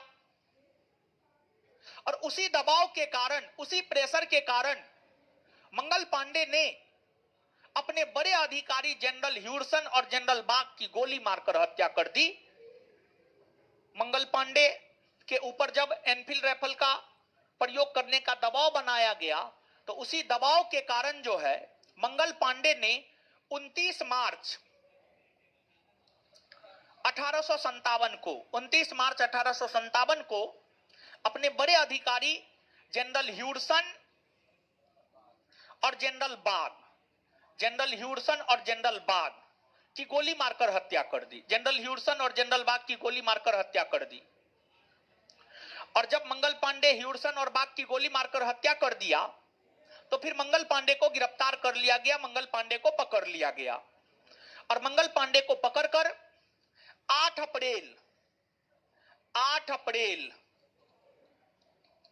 1857 को फांसी पर लटका दिया गया। 8 अप्रैल 1857 को मंगल पांडे को फांसी पर लटका दिया गया। और जब मंगल पांडे को फांसी पर लटकाया गया तो भारत के अन्य सैनिकों के कानों में यह बात चली गई कि मंगल पांडे ने एनफील्ड राइफल को प्रयोग में लाने से इनकार किया, तो उनको फांसी पर लटका दिया गया। अब मंगल पांडे जैसे और भी जो भारत के स्वाभिमानी सिपाही थे, उन लोगों ने भी एनफील्ड राइफल को प्रयोग में लाने से इनकार कर दिया। जिस भी रेजिमेंट के सैनिकों ने एनफील्ड राइफल को प्रयोग में लाने से मना किया, उन सभी रेजिमेंट को भंग कर दिया गया और उन रेजिमेंट के सिपाहियों को जेल में बंद कर दिया गया। और जब रेजिमेंट को भंग कर उसके सिपाही को जेल में बंद कर दिया गया, तो अब कुछ सिपाही ऐसे थे जो जेल के बाहर थे और कुछ सिपाही ऐसे थे जो जेल के भीतर थे। तो जेल के बाहर जो सिपाही थे, उन्हें लगने लगा कि जो कल तक हमारे साथ काम करता था, अंग्रेजों के प्रति वफादार बना हुआ था, वो आज जेल के भीतर है। हो सकता है कहीं ना कहीं कल अंग्रेज हमें भी न जेल में बंद कर दे। यह डर उन सैनिकों को सताने लगा जो सैनिक अभी तक अंग्रेजों के प्रति वफादार बना हुआ था और अंग्रेजों के लिए काम कर रहा था। लेकिन उन सैनिकों का भी जमीर 10 मई 1857 आते आते जग गया। और जैसे ही भारत के सैनिकों का जमीर, भारत के वैसे सैनिक जो ब्रिटिशों के अधीन सेवारत थे, उनका जब जमीर जग गया, तो उन सिपाहियों ने खुले तौर पर 10 मई 1857 से 10 मई 1857 के विद्रोह का सूत्रपात मेरठ से किया। 1857 के विद्रोह का सूत्रपात मेरठ से किया। लेकिन ध्यान दीजिएगा, अगर आप गौर करेंगे मंगल पांडे की, तो मंगल पांडे को फांसी पर लटका दिया गया है 8 अप्रैल 1857। यानी 1857 के विद्रोह शुरू होने से पहले ही मंगल पांडे को फांसी पर लटका दिया गया है। 1857 के विद्रोह शुरू होने से पहले ही मंगल पांडे को फांसी पर लटका दिया गया है। तो आपसे पूछा जाता है कि 1857 के विद्रोह शुरू होने से पहले ही किस क्रांतिकारी को फांसी पर लटका दिया गया था? तो उसका नाम हो जाएगा मंगल पांडे। और मंगल पांडे के विषय में आप सभी लोग जानते ही हैं, मंगल पांडे का संबंध 34वीं नेटिव इन्फेंट्री से रहा है। बैरकपुर के 34वीं नेटिव इन्फेंट्री से रहा है। लेकिन यह मूलतः रहने वाला कहां था? उत्तर प्रदेश के बलिया का रहने वाला था। क्लियर है? तो ये तो आपको कारण हुए। अब कारण में कौन कौन सा बात याद रखना है? कारण में मूलतः जो है 10-15 फैक्ट हम आपको याद करवाते हैं, ठीक है? बाद में आप अपना नोट पढ़ लीजिएगा। 10-15 फैक्ट, क्वेश्चन हम ही बोलेंगे, आंसर हम ही बोलेंगे, सेकेंड राउंड में आप बोलिएगा, ठीक है? तो कारण में जो है 10-15 फैक्ट आपको याद करना है। जो 10-15 फैक्ट याद करना है उसको हम लोग याद करते हैं। पहला और सबसे महत्वपूर्ण फैक्ट, अब तो आपके परीक्षा में ये पूछेगा नहीं, लेकिन फिर भी 1857 के विद्रोह का तत्कालिक कारण क्या था? चर्बी युक्त कारतूस वाले एनफील्ड राइफल का शामिल किया जाना। चर्बी युक्त कारतूस वाले एनफील्ड राइफल का शामिल किया जाना, ठीक है? तो एक बार फिर से बताइएगा, 1857 के विद्रोह का तत्कालिक कारण क्या था?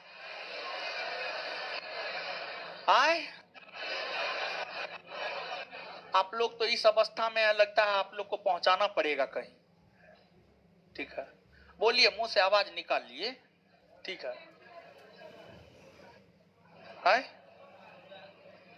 1857 के विद्रोह का तत्कालिक कारण क्या था?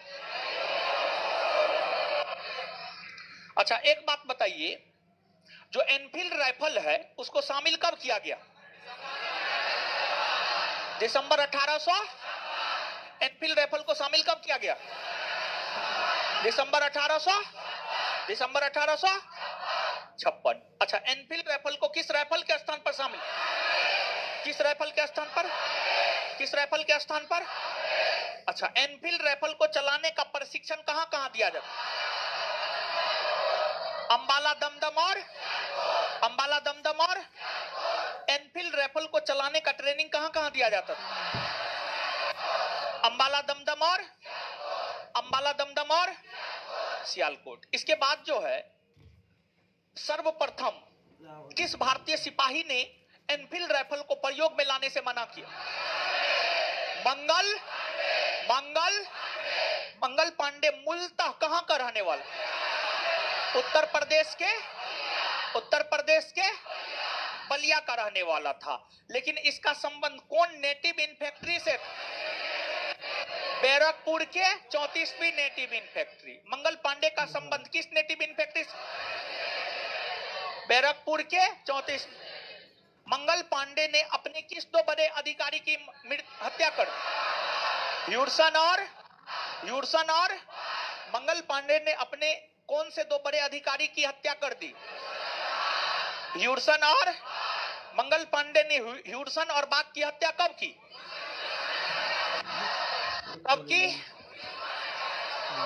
मंगल पांडे को फांसी पर कब लटकाया गया? 8 अप्रैल 1800। अच्छा, 1857 के विद्रोह की शुरुआत कब से हुई? कहां से हुई है? 1857 के विद्रोह के वैसे क्रांतिकारी जो 1857 के विद्रोह शुरू होने से पहले ही शहीद हो गए। 1857 के विद्रोह के शुरू होने से पहले शहीद कौन हुआ? कौन शहीद हुआ? मंगल पांडे शहीद हुआ। ठीक है, चलिए अब इसके बाद देखिए, सामाजिक, धार्मिक, राजनीतिक, आर्थिक कारण में इसमें जो है मूल तौर पर 3, 4, 5 बात याद रखिएगा आप। ठीक है, ज्यादा नहीं, 3, 4, 5 बात आप निश्चित तौर पर याद रखिएगा।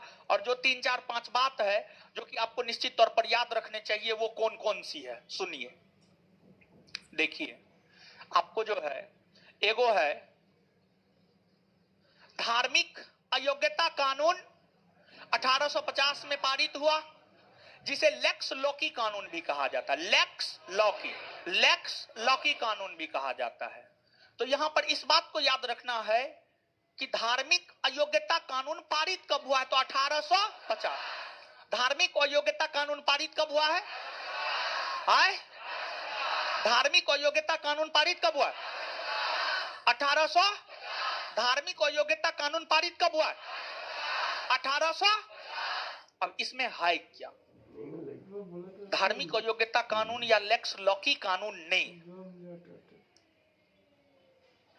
भारत के लोगों को यह अधिकार दिया कि वह अगर अपना धर्म परिवर्तन भी कर लेता है तब पर भी उसके पैतृक संपत्ति में उसका अधिकार बना रहेगा।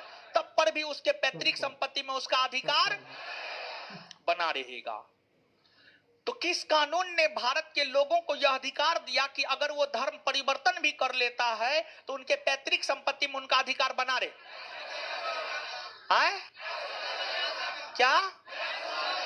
लेक्स लॉकी कानून। क्लियर?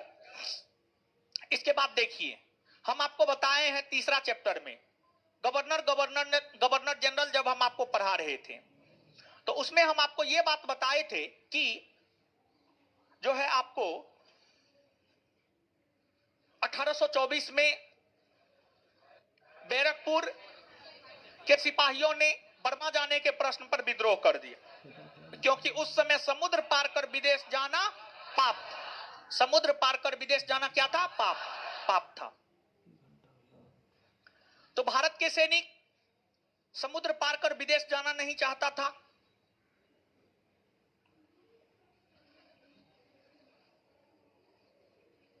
तो भारत के सैनिक, भारतीय मूल के सैनिक, भारत के लोग जो ब्रिटिश सेना में शामिल होंगे वो विदेश जाएंगे, उनको विदेश जाना पड़ेगा। इसको लेकर एक अधिनियम 1856 में पारित किया गया था, जिसे 1856 का सैनिक अधिनियम कहा जाता है। 1856 का सैनिक अधिनियम। 1856 का सैनिक अधिनियम क्या कहता है? 1856 के सैनिक अधिनियम में यह प्रावधान किया गया और यह घोषणा किया गया कि वैसे भारतीय मूल के व्यक्ति जो ब्रिटिश सेना में शामिल होंगे उन्हें विदेश जाना पड़ेगा। अगर वो विदेश जाने को तैयार हैं तभी वो ब्रिटिश सेना में शामिल होंगे, और अगर वह विदेश जाने को तैयार नहीं है तो वह ब्रिटिश सेना में शामिल नहीं होंगे। तो 1856 के सैनिक अधिनियम के तहत 1856 के सैनिक अधिनियम के तहत पहले ही भारतीय मूल के लोगों से यह कबूल करवा लिया गया कि आप अगर ब्रिटिश सेना में शामिल होना चाहते हैं तो सबसे पहले आपको इस बात को स्वीकार करना होगा कि आप युद्ध लड़ने के लिए विदेश जाएंगे। तभी आप सेना में शामिल हो सकते हैं, नहीं तो आप सेना में शामिल। तो यहां पर दो बात, एक बात सैनिक अधिनियम कब पारित हुआ है तो 1856 सैनिक अधिनियम कब पारित हुआ 1800। और दूसरी बात यह कि किस अधिनियम ने भारतीय मूल के सैनिकों को विदेश जाने को मजबूर किया तो 1856 का सैनिक अधिनियम 1856 का। दूसरी बात ये, तीसरी बात यह है कि आपको 1849 ईस्वी में लॉर्ड डलहौजी ने यह घोषणा किया था कि मुगल बादशाह बहादुर शाह जफर लाल किला के बजाय कुतुब मीनार जैसे छोटे स्थान पर रहेंगे। यह कहीं ना कहीं भारत के मुगल बादशाह का अपमान था। लॉर्ड डलहौजी यह घोषणा किया था कि मुगल बादशाह बहादुर शाह जफर लाल किला में नहीं रहेंगे बल्कि लाल किला के बजाय कुतुब मीनार जैसे छोटे स्थान पर रहेंगे। यह घोषणा लॉर्ड डलहौजी ने 1849 में किया था। तो यह कहीं ना कहीं भारत के बादशाह का अपमान था। और इसके बाद 1856 में कैनिंग ने यह घोषणा किया कि बहादुर शाह जफर का उत्तराधिकारी बादशाह नहीं कहलाएगा बल्कि वो राजा या शहजादा कहलाएगा। तो मतलब बादशाह के पद के अंत करने की घोषणा कैनिंग ने 1856 में ही कर दी थी। यह भी बादशाह का अपने आप में एक अपमान था। और मुगल बादशाह बहादुर शाह जफर को अंग्रेजों ने कई बार अपमानित किया। फिर डलहौजी ने यह भी किया, बहादुर शाह जफर ने अपने बड़े पुत्र को अपना उत्तराधिकारी घोषित कर दिया था, लेकिन लॉर्ड डलहौजी तथा अंग्रेज उसको बहादुर शाह जफर का उत्तराधिकारी मानने से इनकार कर दिया। मतलब बार बार बहादुर शाह जफर का अपमान किया जा रहा था, अनेकों बार बहादुर शाह जफर का अपमान किया गया। और फिर बहादुर शाह जफर भी अंग्रेजों के खिलाफ षड्यंत्र में शामिल हो गए, लेकिन बहुत ज्यादा कुछ बहादुर शाह जफर कर नहीं पाए। एक तो उम्र बहुत ज्यादा था, दूसरी उनके पास ना सैन्य शक्ति रही ना आर्थिक शक्ति रही, कुछ भी था ही नहीं उनके पास,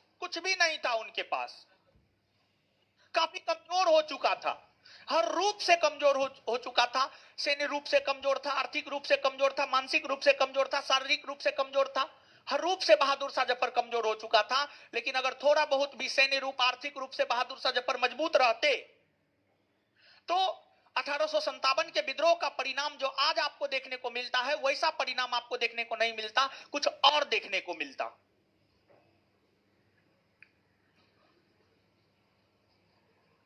तो ये 3-4 बात जो है आपको याद रखना है। एक बार आते हैं, याद करते हैं। किस भारतीय गवर्नर जनरल या वायसराय ने यह घोषणा किया कि मुगल बादशाह बहादुर शाह जफर का उत्तराधिकारी बादशाह नहीं बल्कि राजा या शहजादा कहलाए? किसने? किस गवर्नर जनरल ने यह घोषणा किया कि बहादुर शाह जफर के बाद बादशाह, लाल किला नहीं बल्कि कुतुब मीनार जैसे छोटे स्थान पड़े। आए सैनिक अधिनियम कब पारित हुआ? 1800। सैनिक अधिनियम कब पारित हुआ? 1856 में पारित हुआ। और इसके बाद आगे बताएंगे आप हमको कि धार्मिक अयोग्यता अधिनियम या लेक्स लॉकी कानून कब पारित हुआ? 1800। बस कारणों में जो है यही 8, 10, 12, 15 जो भी बात हम आपको बताए हैं, कारणों में इन बात को आप याद रखिएगा। इसके अलावा आपको कुछ भी याद रखने की जरूरत नहीं। अब इसके बाद कारण आप अपना पढ़ लीजिएगा, इसके अलावा कारण जो है आप अपना पढ़ लीजिएगा, ठीक है। चलिए अब कारण के बाद जो हम लोगों को देखना है,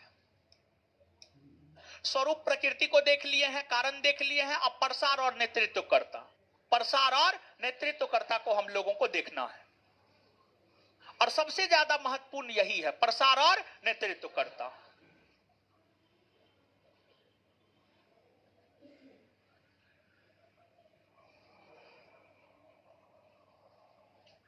देखिए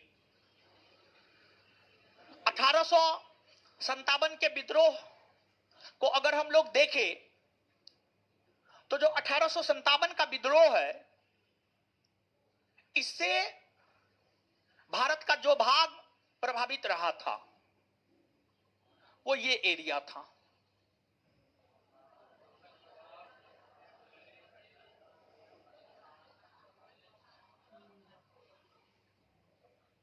ये एरिया मुख्य तौर पर जो है आपको प्रभावित था। ये एरिया मुख्य तौर पर प्रभावित था। यानी कुल मिलाकर के आप कह सकते हैं भारत का मध्य भाग, भारत का मध्य भाग और पूर्वी भाग, भारत का मध्य भाग और पूर्वी भाग, मध्य भाग और पूर्वी भाग, थोड़ा बहुत इससे महाराष्ट्र भी प्रभावित रहा है, थोड़ा बहुत महाराष्ट्र भी प्रभावित रहा है, राजस्थान भी थोड़ा बहुत प्रभावित रहा है। राजस्थान का पूर्वी इलाका, कोटा का इलाका प्रभावित रहा है। कोटा का इलाका प्रभावित रहा है। कोटा से जयदयाल सिंह, हरदयाल सिंह नामक दो भाइयों ने नेतृत्व किया था। फिर हिमाचल प्रदेश भी थोड़ा बहुत प्रभावित रहा है, राजा प्रताप सिंह ने नेतृत्व किया था। फिर जो है आपको असम भी प्रभावित रहा है, मनीराम दत्त ने नेतृत्व किया था, मनीराम दत्त ने नेतृत्व किया था। लेकिन वहीं अगर आप भारत के दक्षिणी भाग को देखेंगे, यानी दक्षिण भारत, दक्षिण भारत इस विद्रोह से एकदम अछूता रहा था। दक्षिण भारत जो है इस विद्रोह से एकदम अछूता रहा था, पूर्णतः अछूता रहा था। दक्षिण भारत में इस विद्रोह का कोई नामो निशान देखने को नहीं मिलता है। तो यहां पर दो बात आपको याद रखना है। एक बात यह कि 1857 के विद्रोह से भारत के कौन से भाग अप्रभावित रहे थे या अछूता रहा था। और एक दूसरी बात यह कि 1857 के विद्रोह से भारत के कौन से भाग सबसे ज्यादा प्रभावित रहे थे। ये दोनों बात। तो 1857 के विद्रोह से भारत का जो भाग सबसे ज्यादा प्रभावित रहा था उसका नाम था मध्य भारत और पूर्वी भारत। मध्य भारत और पूर्वी भारत, मध्य भारत और जो अप्रभावित रहा था, जो अप्रभावित रहा था, जो अप्रभावित रहा था दक्षिण। अब अगर हम राज्यों की बात करें, राज्यों की बात करें तो 1857 के विद्रोह में जो राज्य सबसे ज्यादा प्रभावित रहा था वह उत्तर प्रदेश। कौन था? उत्तर प्रदेश। सबसे प्रमुख केंद्र तो उत्तर प्रदेश बना था, सबसे प्रमुख केंद्र उत्तर प्रदेश बना था। और उत्तर प्रदेश को अगर आप देखेंगे, ऐसे तो उत्तर प्रदेश भी पूर्णतः प्रभावित नहीं था, लेकिन उत्तर प्रदेश का अधिकतर भाग 1857 के विद्रोह से प्रभावित था। बनारस से लेकर, लखनऊ से लेकर, कानपुर से लेकर, झांसी से लेकर इलाहाबाद, लगभग तमाम महत्वपूर्ण क्षेत्र उत्तर प्रदेश के प्रभावित रहे थे। और उत्तर प्रदेश इस विद्रोह का सबसे प्रमुख केंद्र बना था, इस विद्रोह के दौरान 1857 के विद्रोह के दौरान भारतीय वायसराय लॉर्ड कैनिंग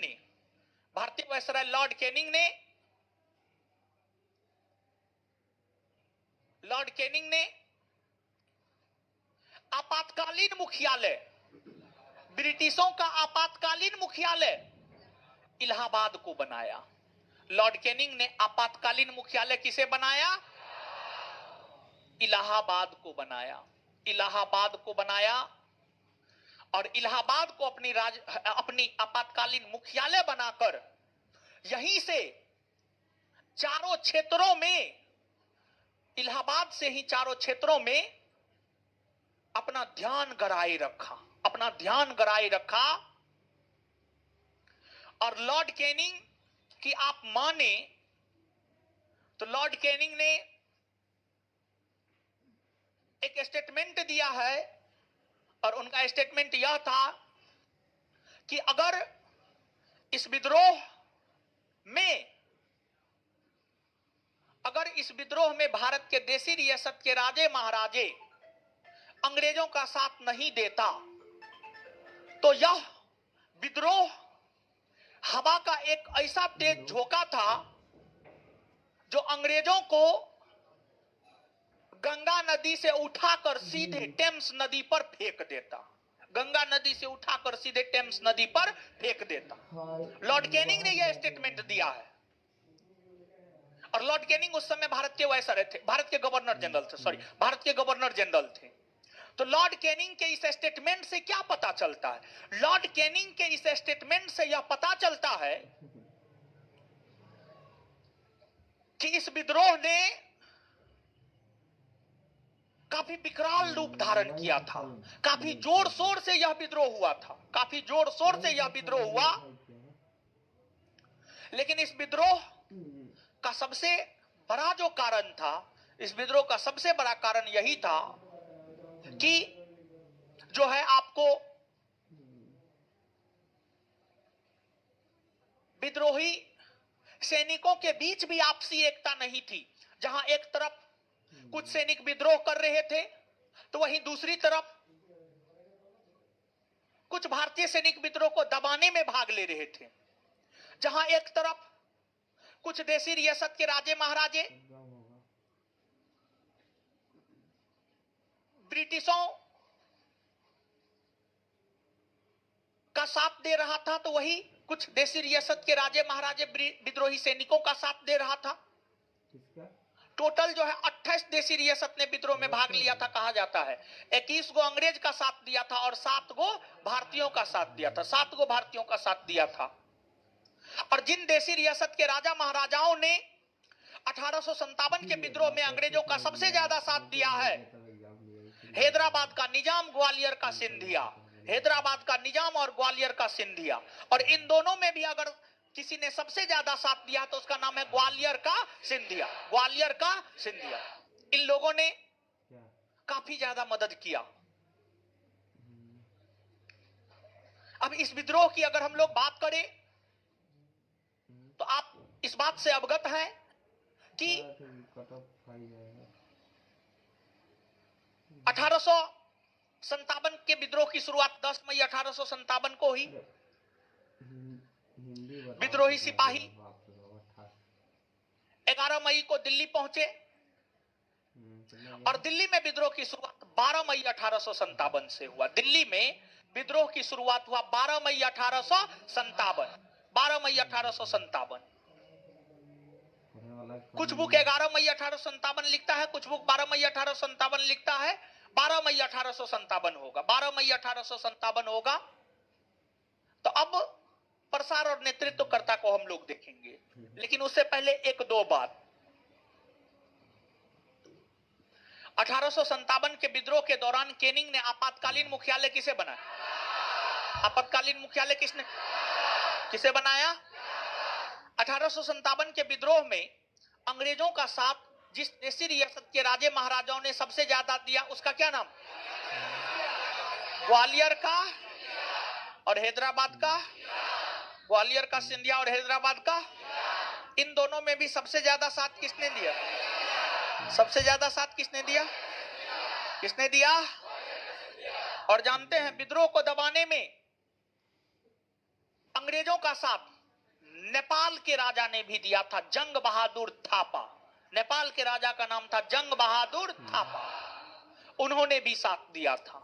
समझ गए? मतलब विदेशी हस्तक्षेप भी इस विद्रोह में देखने को मिलता है। नेपाल का हस्तक्षेप देखने को मिलता है, नेपाल का हस्तक्षेप, समझिए नेपाल का हस्तक्षेप।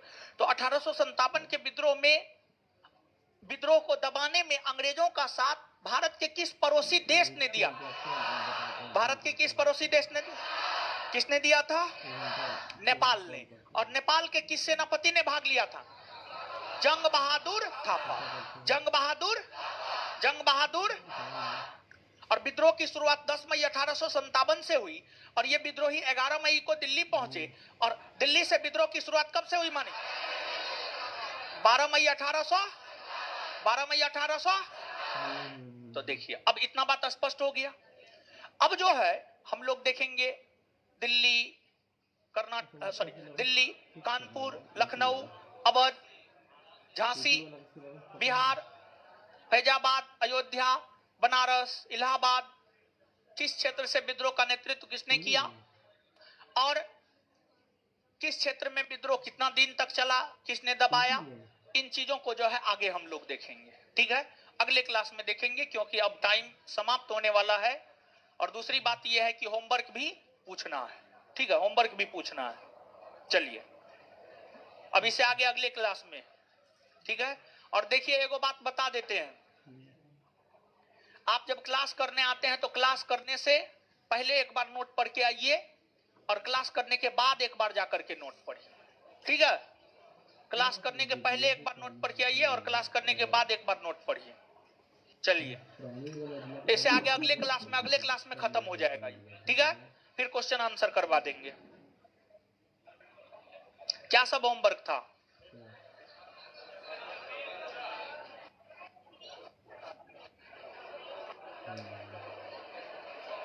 इसमें था तीसरा नंबर ना, बिहार पुलिस अवर निरीक्षक दरोगा नियुक्ति प्रारंभिक पुनर्परीक्षा 15/4/2018 का हल प्रश्न पत्र 54 से 77, 54 से 77, पेज नंबर 54 से 77।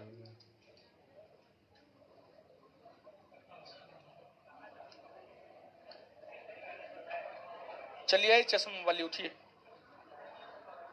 हाँ उठिए। मध्य प्रदेश का नेपा नगर किसके लिए प्रसिद्ध है? कागज के लिए। बैठ जाइए। ए लड़की उठिए।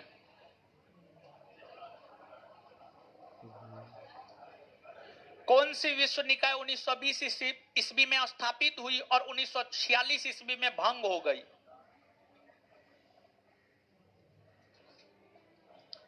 League of nation. League of nation. चलिए लड़की है उधर उठिए, खड़ा होइए। संयुक्त राष्ट्र संघ स्थापित कब हुआ?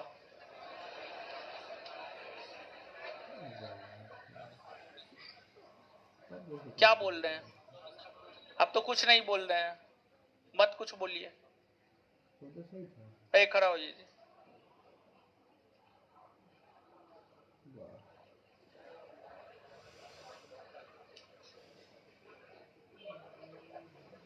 विश्व बैंक का दूसरा नाम क्या है?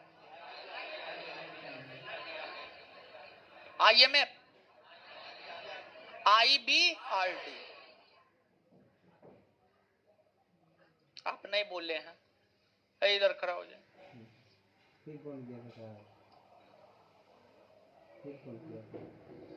100 रुपये के नोट पर क्या छपा हुआ है पीछे में? रानी का बाव। आप थोड़े बोले हैं। 2000 रुपया के नोट पर मंगलयान, 500 के नोट पर लाल किला, 200 के नोट पर सांची स्तूप। सांची याद रखिएगा, पूछा जाता है, आगे पूछा जा सकता है। ठीक है, चलिए उधर है लड़का, खड़ा हो जाइए। हाँ आगे वाले बैठिए। परिदर्शी यानी पेरिस्कोप किस सिद्धांत पर कार्य करता है? पेरिस्कोप किस सिद्धांत पर काम करता है? चलिए खड़ा रहिए। ए लड़का, ए ब्लैक टी शर्ट, खड़ा हो जाइए। बोला है? अच्छा बैठ जाइए। तो प्राणी कोशिका में कौन सी कोशिकांग कभी नहीं पाई जाती है? सेल भित्ति, सेल वॉल। चलिए उधर खड़ा हो जाइए। रासायनिक तत्वों के दूसरे तत्वों से योग करने की क्षमता का पता लगाया जाता है संयोजकता से। चलिए खड़ा हो जाइए गमछी।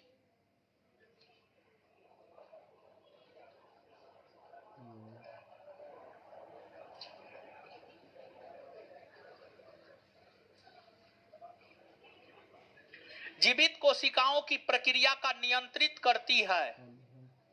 जीवित कोशिकाओं की प्रक्रिया को नियंत्रित करती है न्यूक्लियस। क्या? न्यूक्लियस केंद्रक। खड़ा रहिए। चलिए उधर टोपी वाले खड़ा हो जाइए। हाँ जोर से बोलिएगा। विभवांतर मापा जाता है वोल्ट। बैठ जाइए। उधर पिलर के पास खड़ा हो जाइए। हाँ जोर से जवाब दीजिएगा। गतिज ऊर्जा का समीकरण बताइए। Half mv square. Half mv, इसका वैल्यू नहीं हुआ। पेस मेकर किससे संबंधित है? हृदय गति। आप बोल कहां रहे हैं? कुछ बोले हैं? ठीक। चलिए उधर खड़ी हो जाइए। खड़ी होइए उधर। खड़ी होइए ना जी, कोई खड़ी हो जाइए ना। हाँ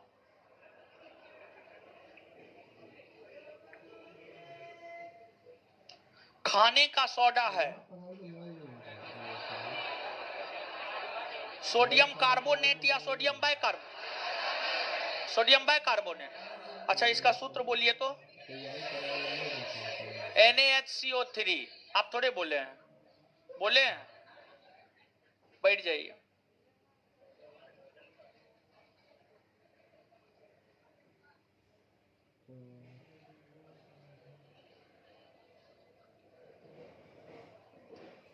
अब सम्मिलित रूप से बोलिए तो।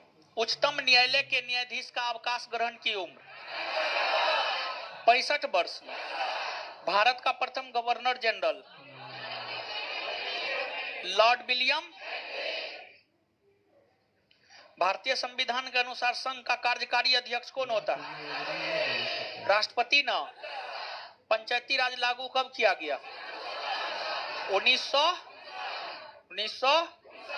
विभिन्न राजनीतिक दलों की स्वीकृति राष्ट्रीय पार्टी अथवा प्रादेशिक पार्टी रूप में कौन करता है?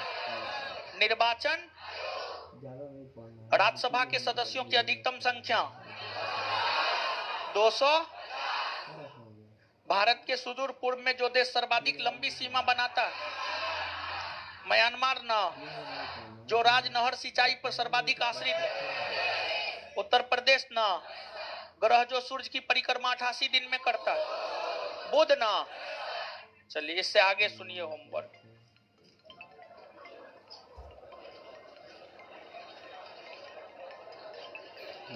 Page number 81। Page number 81। सुनहरा चावल किस रोग